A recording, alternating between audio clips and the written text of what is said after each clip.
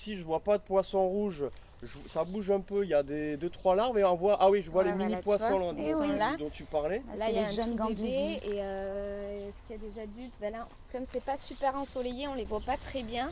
Là, tu as un tout petit alevin rikiki. Donc là, dans ce bassin, on a vraiment essayé de récupérer à droite à gauche, dans les diverses zones humides qu'on a pu trouver, des plantes plutôt locales pour montrer aux gens qu'on peut vraiment faire une mare naturelle avec nos propres espèces à nous. Pas obligé d'aller acheter les super papyrus qu'on trouve en jardinerie. Donc nous, on a notre petit papyrus local ici, de la famille des carex. On a mis des arômes, on a mis de la salicaire. La salicaire, on en voit un petit peu en fleurs là-bas, c'est la plante rose qui en plus est comestible aussi et a des vertus médicinales. Elle va nous aider quand on a l'estomac un petit peu en vrac. Et puis plein de massettes. Et voilà. Ce sont des sortes de roseaux. Voilà, des sortes de roseaux. Et le petit nénuphar. Donc du coup, là, on a vraiment cherché à recréer une zone humide avec un maximum d'espèces locales. Donc il nous reste encore un peu d'exotiques parce qu'à la base, c'était que des plantes exotiques dans ce bassin. Et petit à petit, on les enlève pour les remplacer avec d'autres espèces pour faire découvrir aux gens d'autres manières de créer un bassin. Voilà, végétalisé par le local et donc potentiellement des espèces qui sont plus adaptées au milieu et qui sont plus adaptées aussi à la faune locale en fait, quoi. Exactement. Donc il y a des interactions bénéfiques sur le lieu, sur le jardin et ouais, c'est super ça. C'est ça. Là on peut la voir d'ici, mais peut-être qu'on pourra faire un plus gros plan. Il y a une nymphe de libellule sur le carex justement. Cool. Ouais, d'où l'intérêt d'avoir des plantes hautes aussi qui montent pour que les larves, notamment libellules, puissent monter pour se on dit nymphoser, c'est ça? Se mettre en nymphe ouais. et se transformer. Ouais. Voilà. Et même avec le potager, la mare, ça a des interactions positives. Exactement. En fait, du coup, tous les points d'eau vont attirer tout ce qui est libellules, les batraciens. Donc déjà, les batraciens, on les aime bien au potager parce qu'ils vont nous aider à réguler les populations de limaces notamment. Et les gens peuvent avoir peur d'augmenter la population de moustiques, mais en fait il se trouve que la libellule est une excellente prédatrice du moustique, notamment le moustique tigre qui lui va être plutôt diurne. Qui vit plutôt la journée. Donc l'un des prédateurs principaux normalement des moustiques, c'est la chauve-souris qui elle est nocturne. Et le moustique tigre envahit un petit peu notre milieu parce que lui il n'a pas besoin de points d'eau pour se reproduire, il va se reproduire même dans de la terre très humide. Et donc en fait en supprimant tous les points d'eau parce qu'on a peur du moustique, en fait on aide le moustique tigre à proliférer. Parce qu'on supprime tous ces prédateurs. Voilà. Ok. Et donc voilà, l'idée c'est de restabiliser un petit peu l'équilibre naturel grâce à la création de points d'eau. Et c'est également très utile pour les oiseaux qui sont nombreux à venir s'y abreuver et qui sont aussi des super auxiliaires pour nous. Bon, alors je te dis pas qu'ils nous grignotent pas 2-3 fraises de temps en temps, mais on partage volontiers. En attendant, c'est des grands consommateurs de chenilles et également de certaines petites limaces. Donc c'est vrai qu'ils nous accompagnent dans la gestion écologique du lieu aussi. C'est ça. En fait, le point d'eau va vraiment faire venir tout plein de biodiversité. Que ce soit aquatique ou pas, mais même tous les insectes vont venir boire dans le point d'eau. Donc c'est vraiment très important d'essayer d'en avoir un à proximité de son potager pour avoir un maximum de biodiversité. C'est magnifique à observer au quotidien en plus. Il y a plein de choses à voir, que ce soit avec les enfants ou avec les adultes. Alors ici on est face à notre spirale d'aromatique. On voit justement qu'on est aussi dans un lieu qui accueille des artistes. En fait, c'est les ateliers d'artistes de la Milady qui, eux, existent depuis 2006, qui nous accueillent au sein de leur jardin et qui nous ont permis d'installer notre association chez eux. Donc ça se voit dans plein d'endroits et notamment au niveau de la spirale d'aromatique. Alors celle-ci, on en est très contente. On l'a construite avec des bénévoles. On fait des sessions bénévoles tous les vendredis. Et donc celle-ci, on l'a construite il y a 1 mois. Alors l'intérêt de la spirale d'aromatique, c'est une installation permaculturelle. C'est qu'en fait, sur un tout petit espace, on va avoir plein de milieux différents. C'est-à-dire qu'elle démarre les pieds dans l'eau puisqu'elle démarre au début de la mare, donc avec un milieu assez humide. Et en remontant, on va jouer et sur l'orientation, les vents dominants, et également sur la sécheresse du milieu. C'est-à-dire qu'en haut, on a valorisé un substrat qui était bien plus à base de sable, donc qui est beaucoup plus drainant. Et du coup, on va avoir des espèces plus méditerranéennes, comme le thym qu'on voit là, la petite lavande, la verveine citronnée. Derrière, on a également l'hélicryse. la sauge, qui vont être plus des plantes qui aiment avoir les pieds au sec. Alors qu'à l'inverse, plus on suit la spirale, plus on arrive sur l'agastache qu'on a vu tout à l'heure, l'épazote qui est une super aromatique et médicinale aussi, le fenouil, l'estragon, des plantes qui vont préférer avoir un petit peu plus d'humidité. On aperçoit également une bourrache et un chiseau derrière, avec également le basilic qu'on laisse fleurir, toujours dans l'idée d'accueillir aussi les pollinisateurs. Voilà, pour avoir un max de biodiversité sur un petit espace. Un tout petit espace. Et les cailloux, ils jouent un rôle écologique pour le jardin aussi, tu disais tout à l'heure. Oui, tout à fait. En fait, les cailloux ils vont servir de refuge à toutes sortes de petites faunes. Donc, il y a tous les batraciens qui vont aimer se mettre plutôt à l'humidité sous les cailloux. Et il y a tout ce qui est reptiles, donc lézards ou petits serpents qui vont se mettre au-dessus pour prendre le soleil. Et donc du coup, il y a même certains oiseaux cavernicoles comme le troglodyte mignon qui va, s'il trouve un petit trou, donc on peut même créer, nous-mêmes intégrer des nichoirs à l'intérieur de la spirale, ils vont adorer en fait se mettre à l'abri dans les cailloux. D'accord, c'est les cavernicoles, Cavernicoles, c'est ça, c'est ça. Ouais. Les oiseaux qui vivent dans les cavernes. Génial. Et les lézards et tout ça au jardin, ils mangent quoi? Ils sont utiles pour... Ils vont nous aider aussi à limiter les petits gastéropodes, tout ce qui est petits escargots, petites limaces. Et ils mangent un peu tous les insectes en fait. Donc ça va nous aider à recréer, à garder un équilibre correct. D'accord. Et pareil, on en a beaucoup. Donc c'est vrai que pour l'observation avec les enfants, c'est intéressant aussi. Cool. Ils sont contents de les voir courir un peu partout. Ouais. Bon, là, on voit un bac, effectivement, avec plein de plantes à l'intérieur. Il y a plein de biodiversité qui s'exprime. La plupart des végétaux, c'est vous qui les avez implantés ici et vous les suivez sur l'année aussi. Comment ça se passe, votre gestion végétale? Alors, on est même sur plusieurs saisons. Sur la grande majorité des plantes et même la totalité des plantes qu'on voit là, on est parti de graines, que ce soit le romarin derrière qui est dans sa 2e année, les laitues que justement nous laissons monter en graines pour les récupérer et être autonomes en semences de laitue, les tomates aussi, tout ce qui est œillet d'Inde également. Alors, pas la mercuriale annuelle, qui fait partie des petites espèces spontanées qu'on ne laisse pas dans les cultures. Et c'est pour ça notamment qu'on utilise du paillage. Alors le paillage, il a quand même 3 intérêts, voire 4 principaux au jardin. Il va permettre de garder l'humidité, donc de limiter les arrosages. Il va également permettre de favoriser la vie du sol. D'une part parce que les petits habitants sont abrités, donc ils vont se développer plus facilement.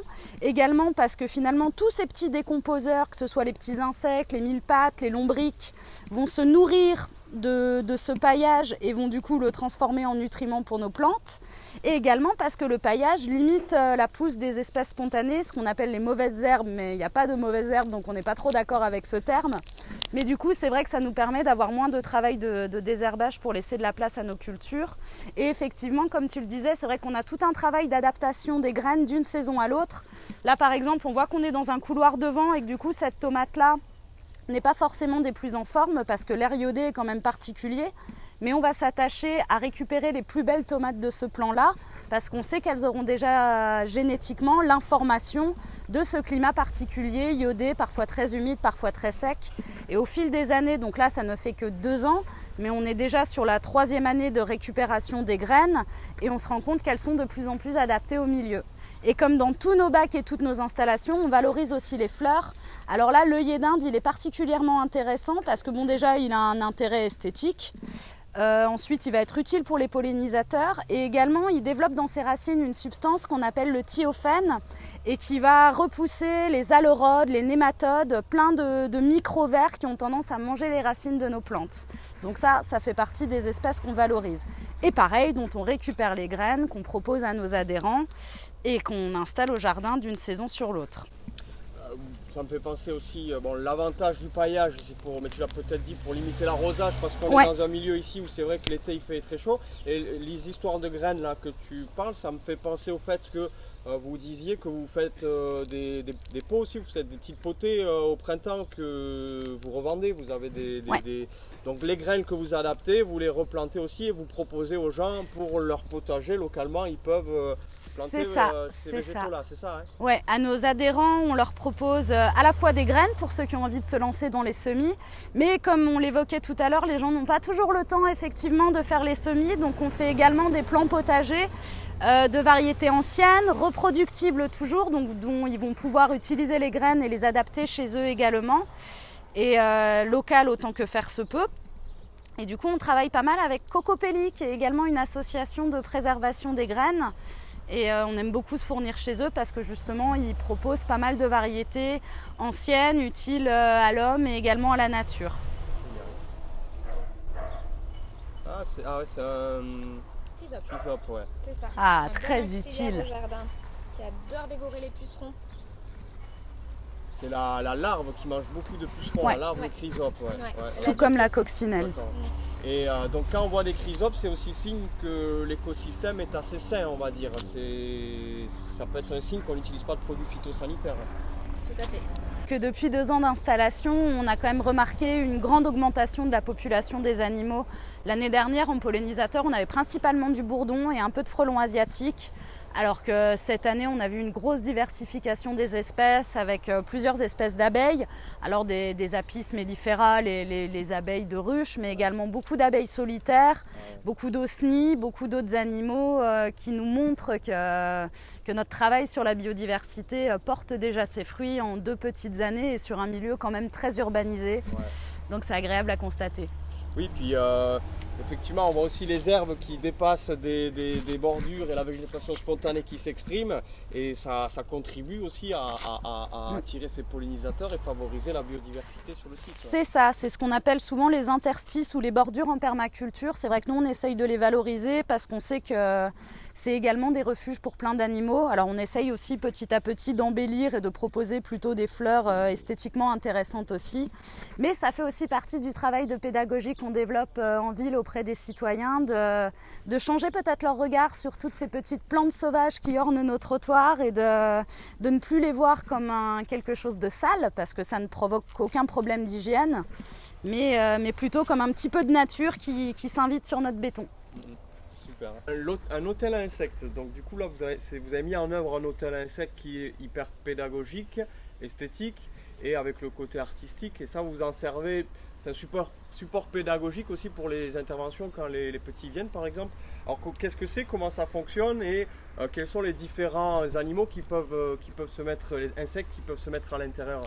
Alors oui, justement les hôtels insectes, les gros hôtels comme ça, c'est vraiment à titre pédagogique pour expliquer aux gens que, on a vu une chrysope tout à l'heure, ça fait partie des insectes auxiliaires. Donc c'est des insectes qui vont nous aider justement au jardin, au potager.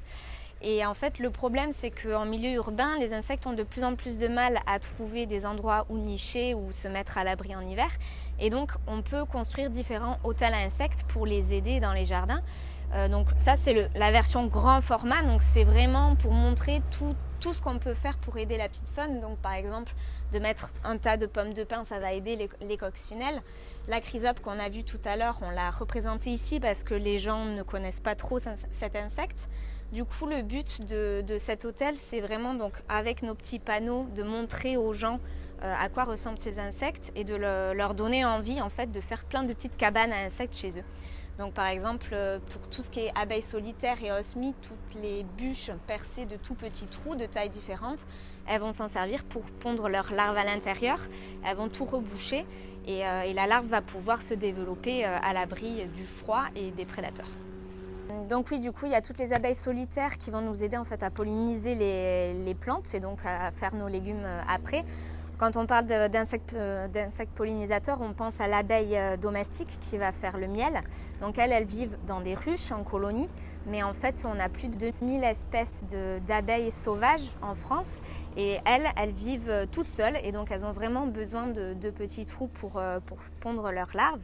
Et on a aussi tout ce qui est coccinelle et la chrysope qui vont manger les pucerons, donc qui peuvent aussi porter atteinte à la production de nos légumes.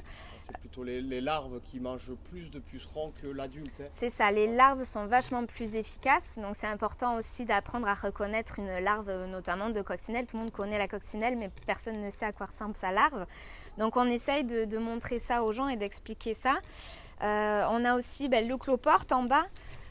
Les gens sont un petit peu dégoûtés quand ils en voient un, mais en fait ils ont vraiment un rôle très important dans le jardin parce que c'est eux qui vont aider à décomposer toute la matière organique et donc du coup à créer l'humus derrière. Et voilà, on a des carabes, on a le perce-oreille qui va nous aider à limiter un petit peu la présence des limaces. Et qu'est-ce qu'on a? Les guêpes. Les guêpes aussi, les gens, là on a la belle guêpe coucou qui est représentée ici. La guêpe coucou, ouais, elle est bleue qui est bleutée, ouais, très jolie. Ouais. Même un peu arc-en-ciel, elle a plusieurs couleurs sur elle. Et les guêpes, on n'a pas dessiné la guêpe, mais la guêpe normale, elle va... C'est plus abeille, ça. La guêpe, elle va parasiter, en fait, tous les insectes qui peuvent nous poser un petit peu des soucis. Elles vont pondre carrément leurs larves sur l'insecte. On dit que c'est un hôte. Et en fait, c'est les larves qui vont tuer l'insecte hôte.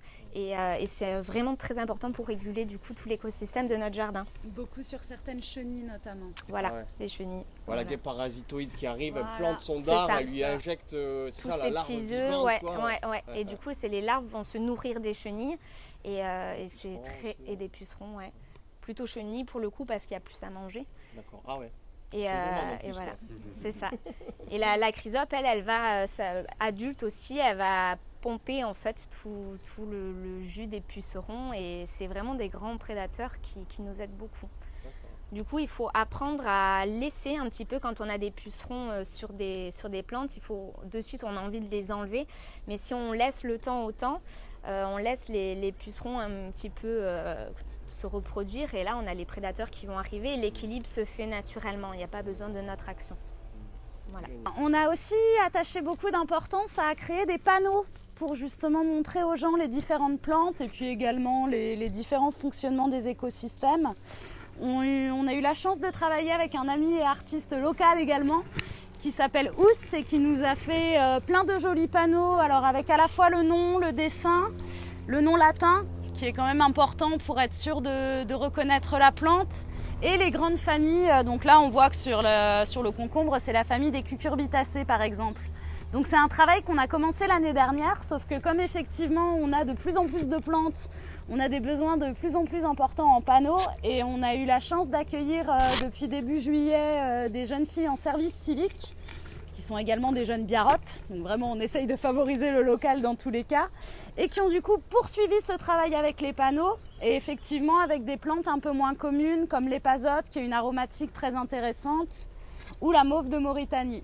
Donc c'est vrai que c'est un travail qu'on poursuit aussi au fil des saisons en fonction des nouvelles plantes qu'on intègre au jardin. Alors ici on est dans la petite serre de biodiversité qui est un peu la nurserie des plantes. C'est vrai que dans un potager, à partir du moment où on veut vraiment tout faire de A à Z, c'est quand même hyper intéressant d'avoir une petite serre.